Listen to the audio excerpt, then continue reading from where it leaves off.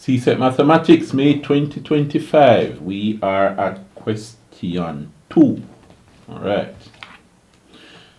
Now, part A says to factorize completely each of the following expressions. Let me just copy this thing and paste it over here. Alright.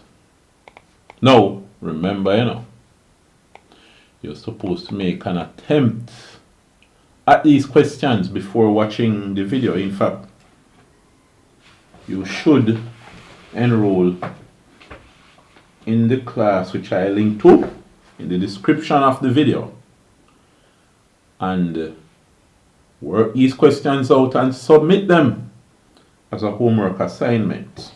Alright? Now, here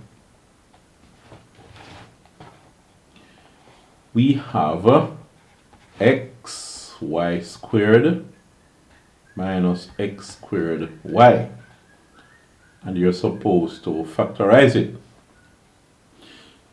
That means you're supposed to look for the common factors that you can take outside of the bracket. This bracket, it will obviously have a minus sign in the middle.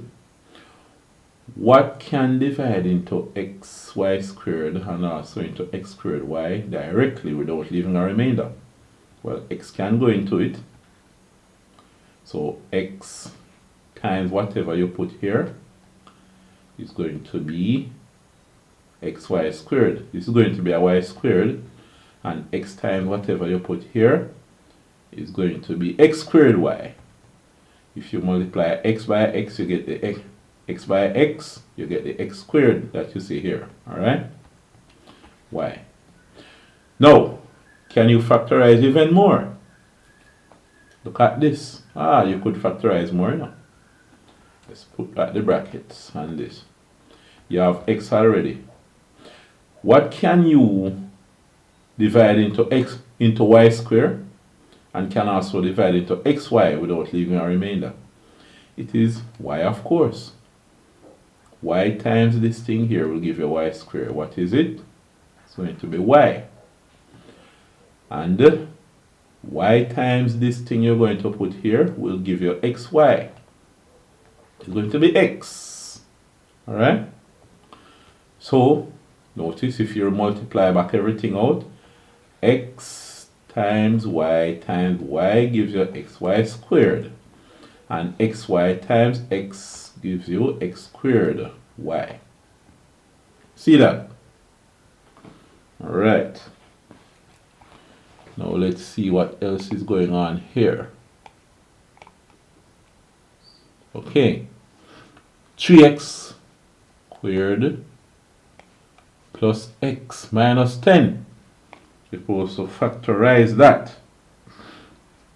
Now, let's copy it and paste it over here and see what's going to happen with it.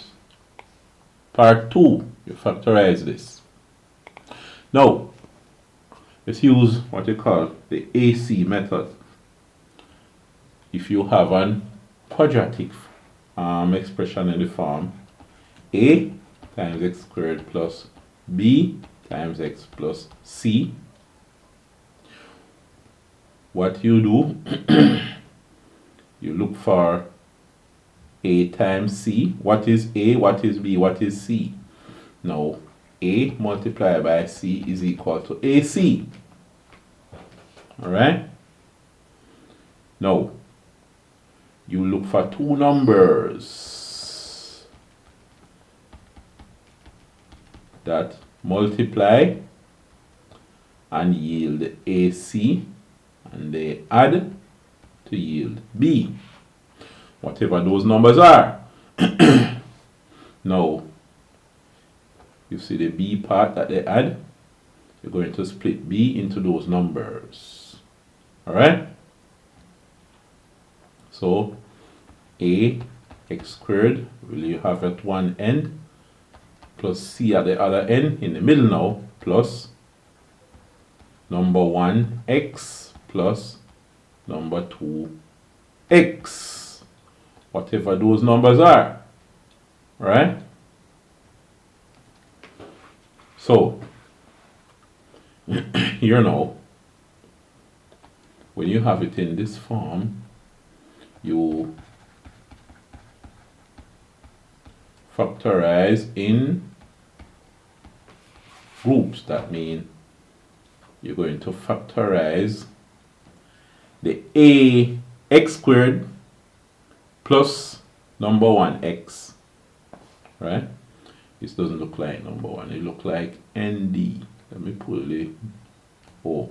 Right, number 1x plus, and you factorize the number 2x plus c.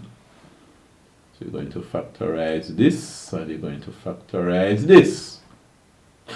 After that, you will get the same things in 2 brackets, right? So you will factor out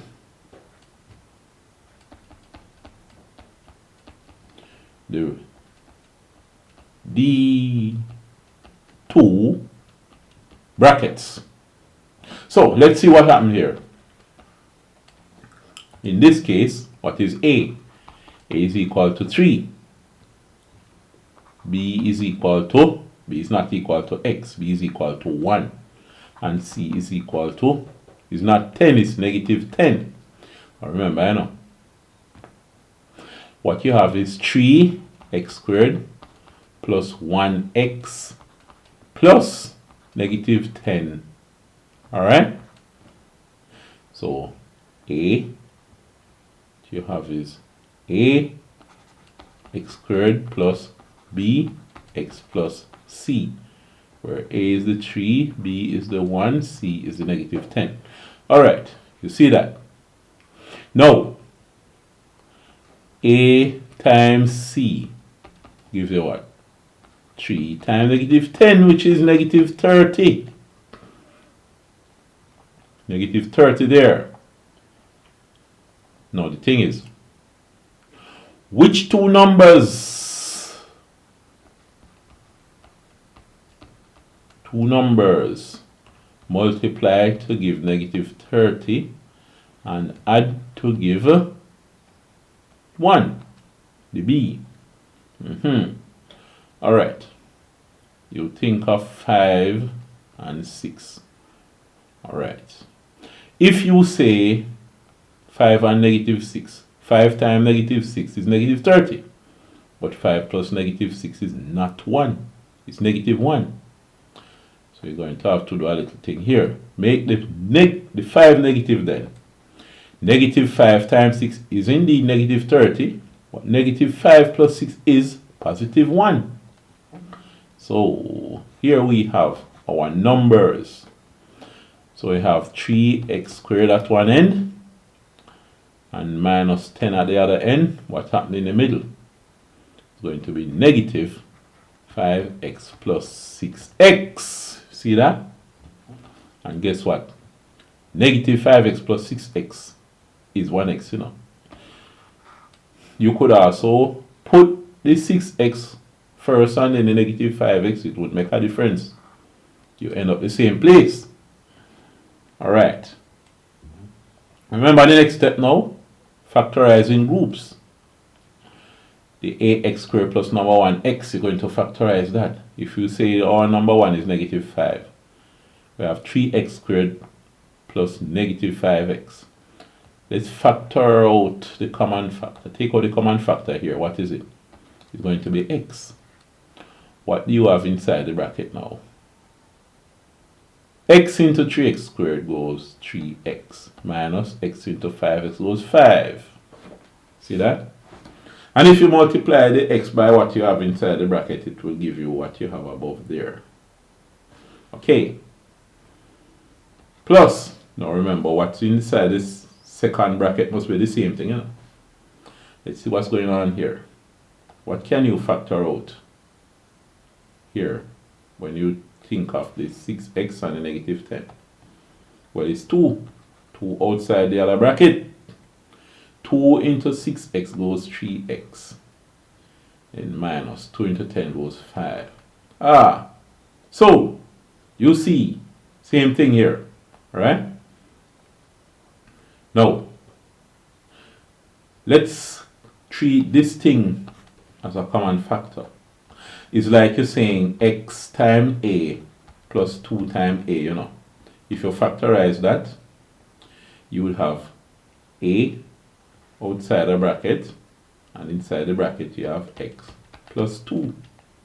So that if you multiply them back, a times x give you ax or xa, a times 2 give you 2a. What you do with the a, you're going to do the same kind of thing with the 3x minus 5, right? Let's pull this thing aside out of the way and see what's going on here. So 3x minus 5 is what you have here outside the bracket now. 3x minus 5 into x times 3x minus 5 goes x. See that? Plus 3x minus 5 into 2 times 3x minus 5 goes 2. And notice that, if you multiply the 3x minus 5 by x, you get x 3x minus 5. And if you multiply the 3x minus 5 by 2, you get 2 3x minus 5. See that? So, that is that. That is factorized. X plus 2 and 3x minus 5 and x plus 2. Okay? Let's see what else is going on here in the question. Okay, so that was part A. We look at part B now. They said to solve for n. And by the way, let me see something. First one, 1 mark. Second one, 2 marks. This one, 2 marks. I have to do a lot of work for just 2 marks there. But anyway, that's how it goes. You must solve for n. Let's just erase the board and put this here. Solve for n. Alright.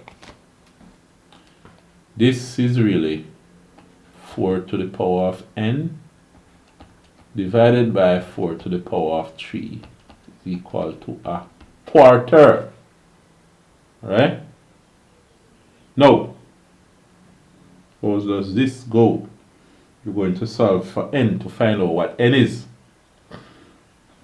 Now, another way you can write this is 4 to the power of n over 4 to the power of 3 equal a quarter. You see that? Now, if you want, you could multiply out the 4 to the 3, right? You have 4 to the n over 4 to the 3 is what? 4, 4, 16, 16, 4, 64. It is 64. 3 4s you line up and multiply them, and you get 64 equals a quarter. Now, suppose you multiply both sides by 64. You'd have 4 to the n over 64 equal to 1 over 4. So you say times 64 times 64. 64 cancels 64, right? It's really 64 over 64, this, so it goes to 1. Equal, alright, what do you have here? 4 to the n is equal to 64 over 4 is what? It's 16, because 16 by 4, 624, bring down the 4, carry 2, 4, 1, 4, 5, 6. So, a quarter of 64 is 16. See that? Alright. Now you have 4 to the n is equal to 16. Now the thing is, 16 is equal to 4 to the power of what? 4, 4, 16. So it's to the power of 2. So what you say here is that 4 to the n is equal to 16, which is 4 to the 2. See that? Now, 4 to the n is equal to 4 to the 2. What must n be? n cannot be 3 because you can't say 4 to the 3 is equal to 4 to the 2. N cannot be 1 because you cannot say 4 to the 1 is equal to 4 to the 2. No way. The only number that n can be is 2. So n is equal to 2. That's that. See that? Alright, so let's look at what else is going on here for the question. Alright, question C. What it says is the lengths of 3 sides of a trapezium are shown in the diagram below. Well, they didn't even give you a proper length. They say 4p, 6p, and 3q. Anyway, they say the area of the trapezium is 750 square units. What must you do? You must write down an expression in terms of P and Q for the area of the trapezium. Let's see how that goes. Let's copy it and put it over there by 1 mark. My. Alright, only 1 mark for this, but the marks add up. Alright. Now, the length of 3 sides, you want the area of the trapezium. You have 2 ways to think of this thing, One thing you could do is to cut the trapezium into 2 parts so that you have a rectangle and a triangle. You see this triangle? What's the length of this part? The length here would be 3q minus 4p. You see? Because going all the way across is 3q. And going from here to here is 4p. So this must be the difference, 3q minus 4p, right? Let's look at it this way.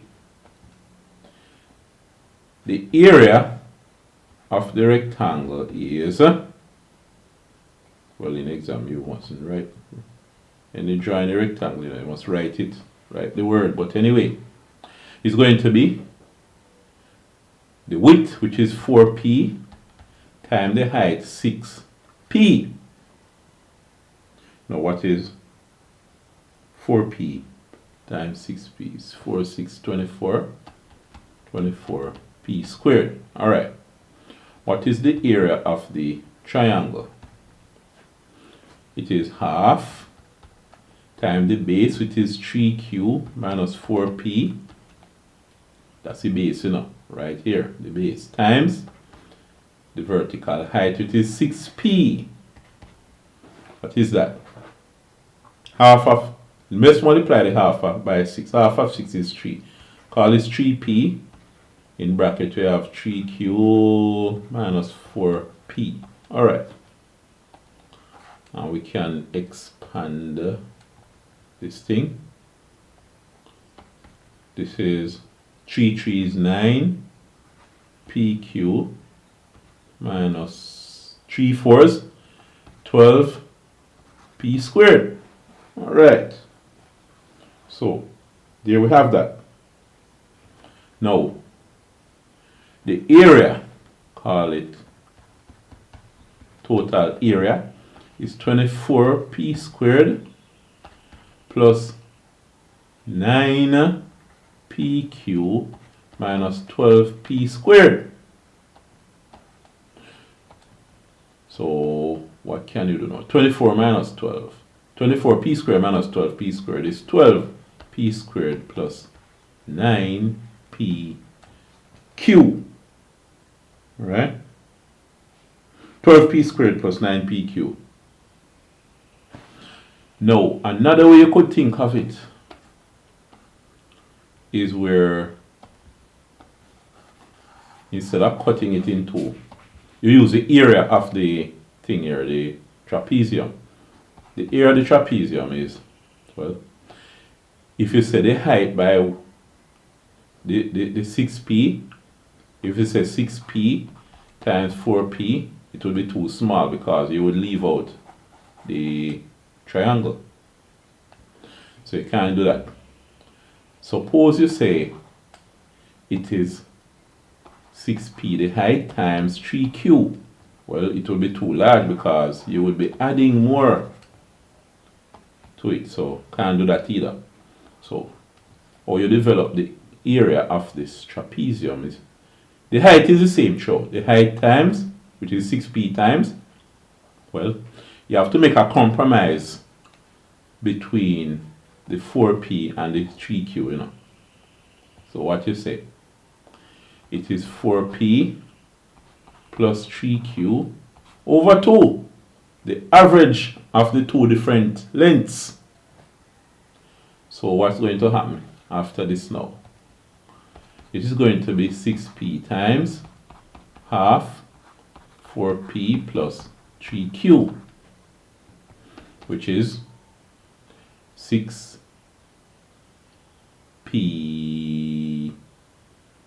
times half. 6 times half is 3.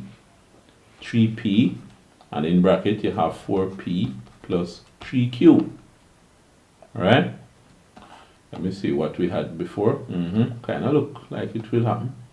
Equal, when you multiply out the brackets now, 3 4 is 12, p squared plus 3 3 is 9, pq. 12p squared plus 9pq. Alright, same thing, right? So, two different ways to think about it, and you get the same area. The expression in terms of p and q. Alright? Anyway, this, my 3 marks for this one now. Given that q equal 2p, determine the value of p. Let us see. Q is 2p. Let me just paste it somewhere here. Where did it go? Alright, so let's drag it down here and see how this is going to work out. Now, given that q equal 2p, determine the value of p. Alright, q is 2p. So we're going to change q to 2p. We have 12p squared plus 9pq. But the thing is, q is 2p. So let's rub out the q and put 2p there. 2p. See that? Alright. Now, what else did they say? They said something about the area earlier. The area of the trapezium is 750 square units. So, we say this is equal to 750. Alright. Now, what could P be? Let us see. This is 12p squared plus 9 2's 18. P times p is p squared. So we have that p squared is equal to 750. What else would happen here now? 12p squared plus 8p squared. Let me see now. 10 plus 10 is 20. Plus 8, 28 plus 2, 30. So it's 30p squared is equal to 750. Alright? So, divide by 30. P squared is equal to 750 over 30. 10 into each leaves 75 over 3. What is 75 over 3? 25. 25. Right? 25, 3 is 75. So 75 over 3 is 25. So p squared is 25. So p would be the square root of 25. P equals 5. So that is P. So we see. And that is it for question 2. Next time, we look at question 3.